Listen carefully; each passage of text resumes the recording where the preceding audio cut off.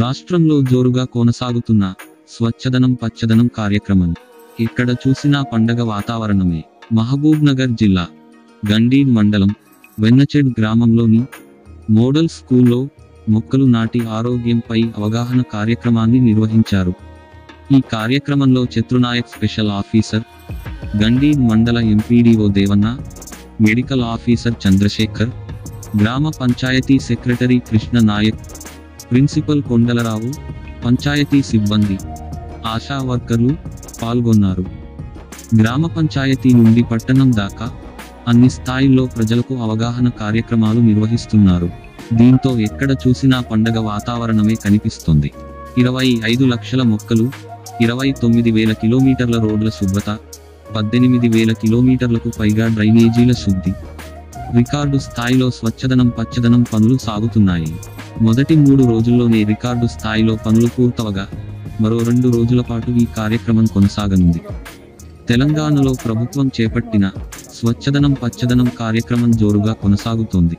గత 3 రోజులుగా కొనసాగుతున్న ఈ కార్యక్రమంలో ఇప్పటి వరకు లక్షల సంఖ్యలో మొక్కలు నాటారు.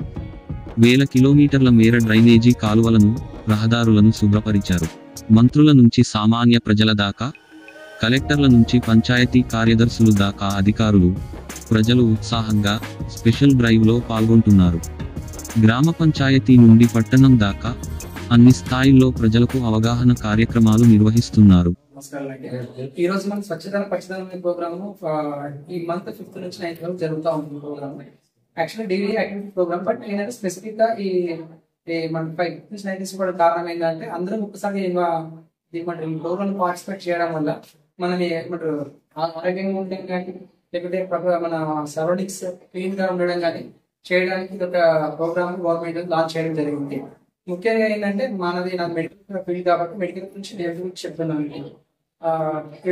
ముఖ్యంగా ఏంటంటే ఈ సీజనల్ వానాకాలం సీజన్ కాబట్టి డెంగ్యూ మలేరియా అనేది ఎక్కువగా వచ్చే ఛాన్సెస్ ఎక్కువ ఉన్నాయి. మీరు ఆల్రెడీ వినింటారు, క్లాస్ లో సార్ చెప్పారు కదా. మీరు ఏ క్లాస్ అమ్మా? మీరంతా మీరు 10th లో చెప్పారు, 10th లో 9th చెప్పారు కదా. దీనివల్ల వస్తుంది ఎక్కువ మనకి ఫీవర్ రావడం, ఇంకా ముఖ్యంగా ఫస్ట్ భాగంలో దోమలు వానకాలంలో ఎక్కువ వస్తాయి. వానకాలంలో సార్ మిగతా టైం రావా అంటే, వానకాలంలో మంచి వాటర్ ఎక్కువ ఉన్నప్పుడు ఆ దోమలు పెరగడానికి ఆస్కారం ఎక్కువ ఉంటుంది. నార్మల్ టైంలో ఆ దోమలు వేరు మనకంటే, దీంట్లో ఫీమేల్ అండ్ మేల్ ఉంటాయి. ఫీమేల్ దోమలు ఎక్కువ రిప్రొడక్టివ్ సిస్టమ్ అంటే డెవలప్మెంట్ చేసుకోవడానికి బ్లడ్ అనేది తీసుకోవడం జరుగుతుంది. సో అవి ఎక్కువ మనకు పుట్టడం జరుగుతుంది. ముఖ్యంగా ఏ టైంలో గుర్తుంటే మామూలు దోమలు మార్నింగ్ ఈవినింగ్ కదా, ఓకేనా? ఆ టైంలో మనం ఏం చేస్తాం, మనం మామూలుగా ఇల్లు ఓపెన్ చేసి పెట్టేస్తాం. అవి ఆటోమేటిక్ గా దోమలు ఇంటి లోపల రావడము, పుట్టడం చేయడము, తర్వాత మనకి రోగాలు రావడం జరుగుతుంది. అయితే దీంట్లో మనకు నార్మల్ దోమలు వేరు, డెంగ్యూ దోమలు వేరు. సైజ్ అనేది మినిమం ఒక 2 సెంటీమీటర్స్ 3 సెంటీమీటర్స్ ఉంటుంది సైజ్ మినిమం. మీరు బాగా దురేషన్ చేస్తారంటే కూడా చిన్న ఆటోమేటిక్ చాలా తేడా గుర్తుపట్ట. చత్రునాయక్, నేను జిల్లా గిరిజన అధికారి. మాది నల్గొండ జిల్లా. నేను ఇక్కడికి వచ్చి 3 years అయిపోయి, ఈ మధ్యన కొత్తగా మనం ఇంతకుముందు వచ్చినప్పటి నుంచి మమ్మల్ని స్పెషల్ ఆఫీసర్, మొన్న కూడా కలెక్టర్ గారు మాకు గరిగేడుకు స్పెషల్ ఆఫీసర్ చేసేది. కాబట్టి ఇక్కడ ఎంబీఓ గారి ఆధ్వర్యంలో మీ అందరి సమక్షంలో అందరి యొక్క మంచి చెడు చూసుకోవాలి, మనకి ఏమైనా ప్రాబ్లమ్స్ చూసుకోవాలి ఉద్దేశం పోయి మీరు స్పెషల్ ఆఫీసర్ నియమించారు. ఈరోజు ఏంటంటే పచ్చదనం ప్రోగ్రామ్ గవర్నమెంట్ క్లాస్ 5th నుంచి 9వ తారీఖు నిర్వహించాలి. డైలీ ఒక ప్రోగ్రామ్ చేయాలని చెప్పి ప్రోగ్రామ్. ఈ రోజు ఏంటంటే ప్రజా ఆరోగ్యము, కుక్కల బెడద నివారణ అనే కార్యక్రమం ఉంది. మెయిన్ ఫస్ట్ ఏంటంటే మనం స్వచ్ఛంగా ఉంటేనే పచ్చగా ఉంటుంది. స్వచ్ఛదనం పచ్చదనం అంటే మనం స్వచ్ఛంగా ఉంటేనే ఏమిటో పచ్చగా ఉంటుంది. మనం గలీజు ఉంటే మన బతుకు కూడా గలీజు. కాబట్టి స్వచ్ఛదనం ఎక్కడో లేదు, మన దగ్గరనే ఉంది. మనం స్వచ్ఛంగా ఉండాలి. మనం రోజు స్నానం చేసుకోవాలి. రోజు మన పరిస్థితి కాలేజ్ స్కూల్లో ఇంత గడ్డి గెలుస్తుంది, ఎవరు చేస్తారు? మనమే చేసుకోవాలి. మీ పేరెంట్స్ వస్తారు, ఏందమ్మా ఈ పాములు వస్తాయి, పురుగులు వస్తాయి, మా పిల్లలు ఏమైనా కలిసి ఎవరు బాధ్యత? ఎవరు చేస్తారు చెప్పండి? మనమే చేసుకోవాలి కదా. అందుకోసం మీ యొక్క స్కూల్ సరౌండింగ్ అంతా నీట్గా పెట్టుకొని మీ యొక్క ఆరోగ్యం మంచిగా ఉంచుకొని, ఈ స్కూల్ పోతే మంచిగా ఉందిరా, మంచి స్కూల్ చాలా డీసెంట్ ఉంది, చాలా పచ్చగా ఉంది, మంచి చెట్టు పచ్చదనం సచ్చదనం అంటే మనం చెట్టు పెట్టడం అయిపోయింది. మనం నెత్తి పెంచుకున్నప్పుడు కటింగ్ చేయకుండా ఎట్లుంటాం, పిచ్చోళ్ళు లేక ఉంటుంది. అది కూడా అంతే, దాన్ని సేవ చేస్తేనే అది నీట్గా వెళ్తుంది, మనకు గాలి ఇస్తుంది. ఆ గాలి పిలుచుకొని మన స్వచ్ఛంగా మన బాడీ అంతా ఫిటర్ అవుతుంది, మనం బతకడానికి మంచి ఆరోగ్యంగా ఇస్తుంది అది. కాబట్టి మీరు కూడా ఈ యొక్క చెట్టు పెట్టగానే కాదు, దాన్ని కూడా మనం రక్షించాలి. ఒకరోజు డైలీ గడ్డి ముంచిన, లేదా వారానికి ఒకసారి 2 రోజులు వాటర్ పోసి ఏ కొత్త ఒక జగ్గు పోస్తే అయిపోతుంది. కాబట్టి మీరు కూడా అట్లా చేస్తారని చేసి మీ యొక్క స్కూల్ను నీట్గా చేసి మీ యొక్క ఇంటి పరిసరాలు నీటికి పోయినా కూడా నువ్వు ఇక్కడ గలీజుంది, నువ్వు స్వచ్ఛంగా చేయి. అరే మామూలు ఎంత గలీజ్ చేసుకుంటే మంచి పద్ధతి నేర్చుకున్నాడు అంటారా? మనం వాళ్ళకి తెలియదు, వాళ్ళు రైతు పొలాలకు పోతుంటారు, పనికి పోతుంటారు, పొద్దున్న లేవాలి, మళ్ళీ 6 గంటలకు 5 గంటలు లేచి వెళ్ళిపోతుంటారు వాళ్ళ పని. కాబట్టి మీరు వారానికి ఒకసారి ఇంటికి పోయినా మీ సరౌండింగ్ ఎక్కడైనా వాటర్ స్టాగ్నెట్ అయిందా, లేకుంటే చుట్టూ ఏదైనా పెంట కుప్ప లాంటివి ఉందా, లేకుంటే మోరి ఎంత ఈ రోజులు ఏమో దేనికి అలవాటు పడ్డాము, ప్లాస్టిక్ దాంట్లో తిరిగి దానికి అలవాటు పడ్డాము. అది లేకుంటే ఇక మనకి మీరు లోపడదు. అప్పుడు ఏంటి, గ్లాసులు స్టీల్ గ్లాసులో లేకపోతే మన మట్టి కుండను, మట్టి దాంట్లో అన్నం వండి దాంట్లో పేస్ట్ కూడా ఉండేది. అప్పుడు అవన్నీ మర్చిపోయినాం మనం.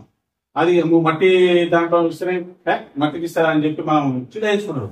కానీ దాంట్లో ఉన్న బలము, దాంట్లో ఉన్న మినరల్స్, దాని వల్ల మన ఆరోగ్యానికి ఎంత మేలు చేస్తుందో తెలుస్తుంది. ఏంటంటే స్ట్రోక్ స్టైల్ అది చూస్తున్నాం. కాబట్టి అటువంటివి కూడా మీరు రాను ప్లాస్టిక్ కూడా నిషేధించడం చేయండి. చేసి మంచి చదువుకొని బుద్ధిగా మీరు intermediate first year, next year second year అవుతారు.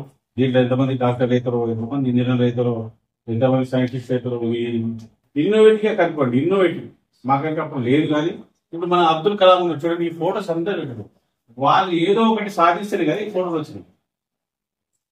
అనగా మీరేం లేదు, మనం రామంట ఏంటి అంటే డిసిప్లిన్ చదువుకోవాలి, చదువుకొని మంచి తయారు కావాలి, మనం ఉన్నత స్థాయిలో పోవాలి. అబ్దుల్ కలాం కోటీశ్వరుడా కాదు కదా. మరి మీరు కూడా ఆ టైం వేస్ట్ చేయకుండా ఏ టైంలో ఏం చేయాలి, చదివే టైంలో చదువుకోవాలి, ఆడుకునే టైంలో ఆడుకోవాలి, తినే టైంలో తినుకోవాలి, పండుకునే టైం పండు. ఇవన్నీ చేసి ప్రతి వాళ్ళు చేయాల్సిందే, ప్రతి వాళ్ళు అనుభవించండి. ప్రతి కార్యక్రమం కావాల్సిందే. ప్రతిదానికి టైం మీద చేసుకొని ఆ టైంని మనం యూటిలైజ్ చేసుకుంటే మనం ప్రయోజనం లేదు. ఇప్పుడు పచ్చదనం స్వచ్ఛదనం కూడా అంతే. మీ పరిసరాలు నీటిగా ఉంటేనే అంత పరిసరాలు నీటిగా ఉంటాయి. మీ దీంట్లో ఎవరికైనా ఒక దోమ వచ్చి కలిసింది అనుకోండి, డైరీకి వస్తారు. అది ఎంత భయంకరమైన వ్యాధి అంటే తెలియదు, అది చెప్పరు, ఈ డాక్టర్ కూడా చెప్పరు. ఎందుకంటే మాకు వచ్చింది కాబట్టి ఆ డెంగ్యూ అంటే ఏంటి విలువ అనేది తెలుసు. కాబట్టి మీరు ఆ డెంగ్యూ గురించి మీకు తెలుస్తుంది కదా, చాలా ఎంతో విషమైన ఇది అన్నట్టు. ఆ మామూలు దోమనే కదా, అవి అట్నే ఉంటారు. దాంట్లో తెల్లరక్త కణాలు, మన బాడీలో తెల్లరక్త కణాలు ఉంటాయి కదా, అది పోయి ఏం చేస్తుంది, ఎర్రరక్త కణాలు చంపేస్తుంది. అది పోయి వైట్ సెల్స్ ఎంత అయిపోతుంది. ఇది 10,000కి 5 ఏమవుతుంది, అది మనకి ఎంత 2 లక్షలు 3 లక్షలు 5 లక్షల పైన ఉండాలి ఈ కణాలు కూడా మన బాడీలో. 5,000 10,000 వచ్చేసరికి ఏమవుతుంది మనకు, దేనికి వల్ల బాత్రూమ్ పోయినా బ్లడ్ వస్తుంది, యూరిన్ పోయినా బ్లడ్ వస్తుంది, ఇట్లా పోతే గీతలు పడిపోతుంది, ఇట్లా కూడా గీతలు పడిపోతుంది. అంటే డెంగ్యూ వల్ల ఇంత చాలా డేంజర్ ఆ దోమ. కాబట్టి ఆ దోమ మన ఇంటి పక్కన ఏ చిన్న పాడైపోయిన కుండలు కానీ, ప్లాస్టిక్ బకెట్స్ కానీ, కోపర్ గోడలు కానీ, వాటర్ బాటిల్స్ కానీ, అవి ఏముంటే మీకు పోయినప్పుడైనా కనీసం మీరు తీసేసి అవతల పడిసి మీరు కాల్ చేయండి. మనం పోతుంటే కుక్కలు బాగా ఈ మధ్యన బాగా ఎక్కువైపోయినాయి.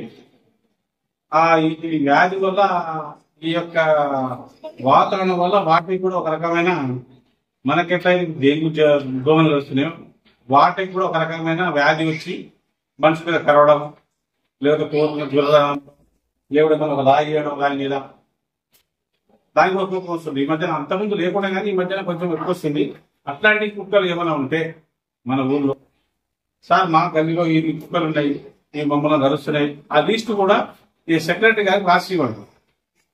ఆ లిస్టు రాసిస్తే పిచ్చి కుక్కలు ఏమైనా ఉంటే దాన్ని తీసుకొని ఈ పశువుల డాక్టర్ హాస్పిటల్స్ ఉన్నాయి వాళ్ళ దగ్గర తీసుకుపోయి వాళ్ళకి ఆపరేషన్ చేయడమా, ఆపరేషన్ చేసేయడం మంచిగా కదా, లేకుంటే వేరే దగ్గర శ్రద్ధ పెట్టి వాళ్ళని పోషించడం అనేది గవర్నమెంట్ అది డిసైడ్ చేస్తుంది.